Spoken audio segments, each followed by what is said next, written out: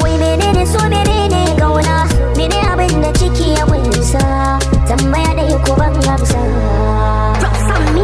Na gani ya gwanar kyawawa, kaunarta ta bi sassayar hina, ta bi jikina ta ratsa. Ya zan misalta muku kinta, kala ta halayyar ta, nutsuwa da ɗabi'unta ta musamman tana da kyan nunawa, murmushin ta kan rikitarwa, lafazin ta kan saka shirewa. Santa ya taɓa min gani na da jina, kai kamar na kuramance, bana bambance fari da baki. Kanta zana ɗau alƙalam da takarda, tun warware zare da bawa, sanadiyar soyayyar ta. Ashe a hankali so kan gama jiki ya sanya ka ƙwaruwa, wani sanyi dan ya kai so, in aka bar ka gyar za ka rayuwa.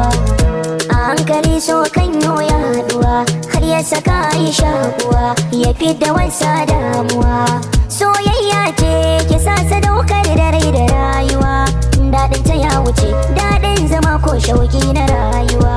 Wani kan so kan yi yoyi, da kaɗan ya zamciwo, zafi na sakansa koyowa soyayya. Wai menene so menene kauna, mene abin da ya kunsa, tambaya dai ko ban gamsa. Magana launin kauna ya take, ta kama zuci sai an dake, a bari bidar wani sassake. Kai misalin so na da yawa bai hawa ma'auni, dan in ya kama rai lakar jiki kan saki da sauri. Ni da na gane so da akwai wuya, yakan sabautar da rayuwa, tamkar a gefen rijiya.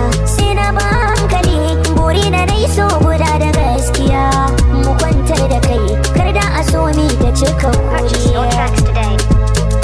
Mi nazari da tunanin rayuwa, sai mu ga mun yo karuwa, kauna ki sa yi shakuwa. Ka yashe cire so a zuciya bai fita da sauki, inda ka fara yi wasu yakan sa su kasa barci.